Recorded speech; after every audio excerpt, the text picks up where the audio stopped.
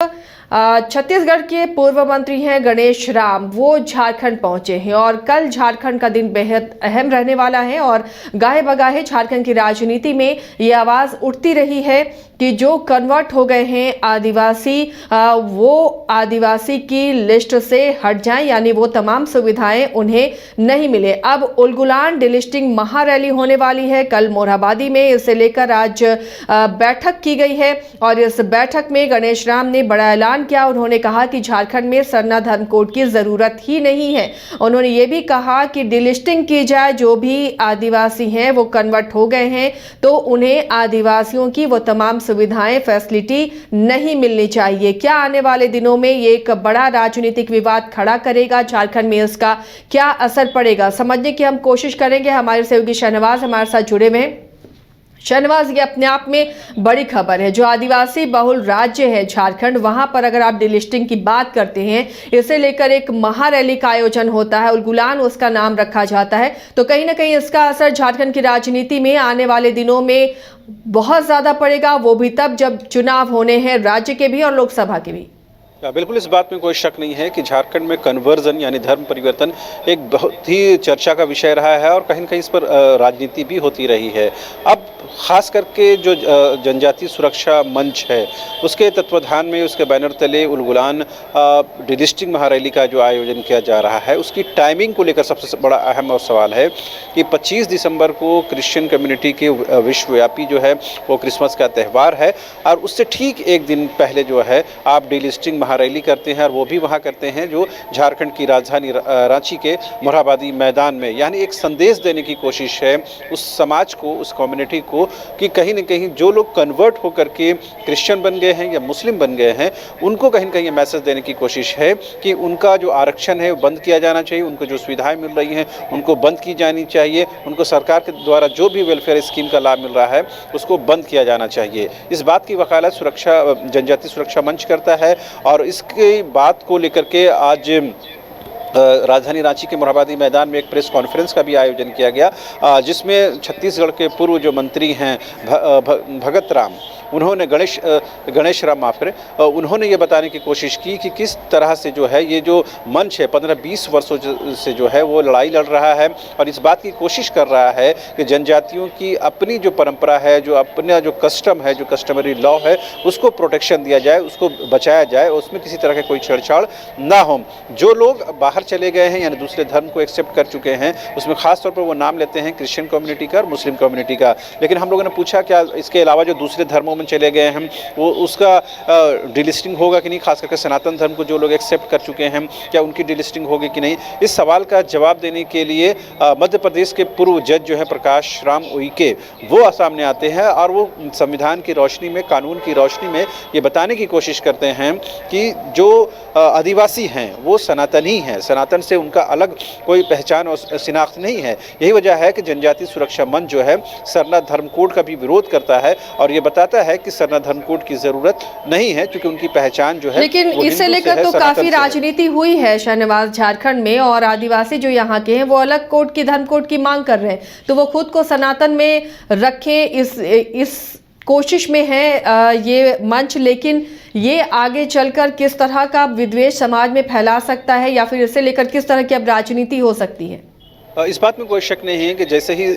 इस महारैली की तारीख की घोषणा की गई, कई क्रिश्चियन संगठनों ने जो इस बाबत डिस्ट्रिक्ट एडमिनिस्ट्रेशन को पत्र दिया और ये बताने की मांगी कि इस महारैली को रोका जाए। लेकिन खबर ये है और खुद जो मंच के लोगों ने ये बताया है कि इस कार्यक्रम में शिरकत करने के लिए बतौर मेहमान जो हैं राज्यपाल CP राधाकृष्णन को निमंत्रण भेजा गया है, लेकिन वहाँ राजभवन से ये एक्सेप्ट हुआ है या नहीं है, इसे बताने में मंच जो है गुरेज करता है। लेकिन कहीं न कहीं निमंत्रण दिया गया है, इस बात में साफ है। यही वजह है कि डिस्ट्रिक्ट एडमिनिस्ट्रेशन जो है इस कार्यक्रम को रोकने से भी कहीं न कहीं अपने आप को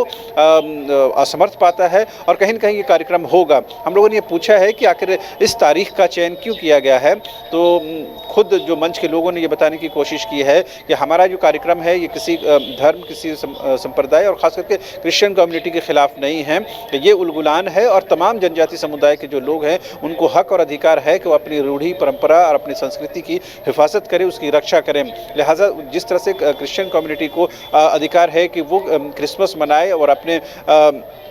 जो पूजा पाठ है उसको एक्सेप्ट करें, उसी तरह से जनजाति समुदाय को भी अपनी बात रखने का अधिकार है। ये रैली किसी के खिलाफ नहीं है, लेकिन यकीन जानिए इस महारैली की वजह से कहीं न कहीं एक थोड़ा जो वातावरण है वो दूषित होता हुआ नजर आ रहा है। देखने वाली बात ये होती है, हालांकि एक अनुमान तो मंच के लोगों ने ये किया है कि करीबन 1 लाख लोग जुटेंगे, लेकिन जो सूत्र हैं वो बता रहे करीबन 10,000 लोग जो जनजाति समुदाय के लोग हैं वो आएंगे। उसमें खास करके मध्य प्रदेश से, छत्तीसगढ़ से और बिहार से लोग आएंगे। उसमें भी सबसे खास और अहम बात यह है कि जो भी महिलाएं आएंगी वो पुरुषों के वेशभूषा में आएंगी, पुरुषों के ड्रेस में आएंगी। इसका भी अपना एक पहचान और मकसद है बताने का। वो देखने वाली बात ये होगी कल उस मंच से के माध्यम से क्या कोई हेट स्पीच होती है। अगर कोई हेट स्पीच होगी तो जाहिर सी बात है कानून सम्मत कार्रवाई उनके खिलाफ हो सकती है, लेकिन अभी तक मंच ने यह आश्वस्त किया है कि ये महारैली किसी के खिलाफ नहीं है, बल्कि जनजातीय समुदाय की रक्षा और उसकी अपनी कस्टम और रीति रिवाज को बचाने को लेकर के है। अब देखने वाली बात ये होती है कि कल क्या कुछ वो मंच के माध्यम से कहते हैं। जी शाहनवाज, क्या इस पर कोई पॉलिटिकल रिएक्शन ले पाए हैं आप?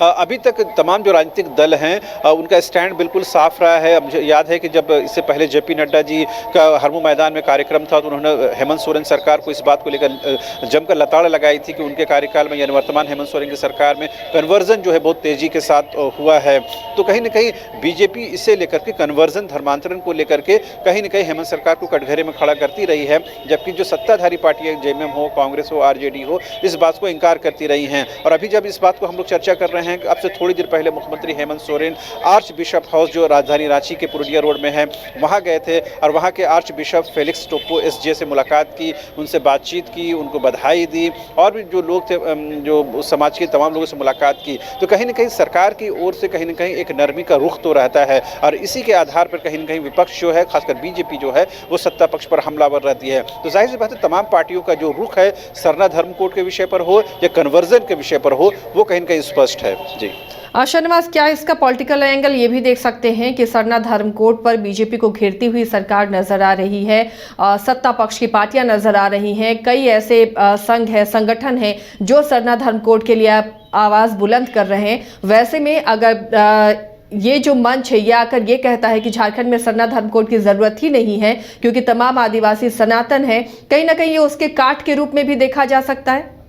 बिल्कुल, देखिए सरना धर्म कोड को लेकर के मंच ने स्पष्ट कर दिया कि हम इसके हिमायती नहीं हैं और मंच ने इस बात को भी स्पष्ट कर दिया गया कि हम किसी राजनीतिक दल से सरोकार नहीं रखते, हमारी कोई राजनीतिक पहचान और शिनाख्त नहीं है और जाहिर सी बात है वो किसी राजनीतिक तौर पर अपने आप को संलग्न नहीं करना चाहेंगे। लेकिन पिछले 3 राज्यों का जो चुनाव आया, जिस तरह से परिणाम आए छत्तीसगढ़ में, मध्य प्रदेश में खास करके जिस तरह एसटी वोटों पर बीजेपी ने सेंधमारी की है, जो जानकार हैं वो ये बता रहे हैं कि आरएसएस हो या जनजाति सुरक्षा मंच हो, अब कहीं न कहीं चुनावी जमीन को तैयार करने के लिए ही ऐसे कार्यक्रमों को आयोजित कर रही है। लेकिन मंच इस बात से सीधे से इनकार करता है कि इस कार्यक्रम को राजनीतिक चश्मे से देखने की जरूरत नहीं है, बल्कि झारखंड एक आदिवासी पहचान रखने वाला राज्य है, लिहाजा यहाँ आदिवासियों की सुरक्षा और उनकी जो कस्टमरी लॉ है उसकी प्रोटेक्शन को लेकर के इस तरह के कार्यक्रम आज से नहीं बल्कि 15-20 वर्षों से किए जा रहे हैं। लेकिन अभी जो रैली हो रही है वो खास से चर्चा में इस वजह से है कि 25 दिसंबर को क्रिसमस है और उसे ठीक एक दिन पहले डिलिस्टिंग को लेकर रैली होना, जाहिर सी बात है इसका मकसद कहीं न कहीं ये नजर आता है कि उस समाज को कहीं न कहीं टारगेट किया जाए। जी चलिए, कोई कुछ भी कहे शाहनवाज, लेकिन बिना पॉलिटिकल एंगल के इसे समझना थोड़ा मुश्किल सभी के लिए होगा। बहुत बहुत शुक्रिया शाहनवाज इस तमाम जानकारी के लिए। तो भले ही ये कहा जाए कि राजनीतिक तौर पर इसका कोई मतलब नहीं है इस रैली का, लेकिन कहीं ना कहीं इसका राजनीतिक फायदा होता हुआ नजर आता है और राजनीति के रूप में ये मुद्दा बनता हुआ जरूर नजर आता है। कल उल गुलान रैली है, डिलिस्टिंग को लेकर ये बड़ी रैली का दावा किया जा रहा है। ये भी कहा जा रहा है कि जो आदिवासी हैं वो सनातन हैं, अलग से सरना धर्म कोड की जरूरत नहीं है। अब इस पर आने वाले दिनों में किस तरह के पॉलिटिकल रिएक्शन आएंगे, राज्य में किस तरह से इसे यहाँ की जनता लेगी, क्योंकि आदिवासी बहुल ये राज्य है, तो ऐसे में इस तरह की रैली होना और उसके बाद के रिएक्शन पर नजरें हमारी भी बनी रहेंगी। फिलहाल इतना ही, लेकिन खबरों के लिए आप देखते रहिए न्यूज़ 22 को।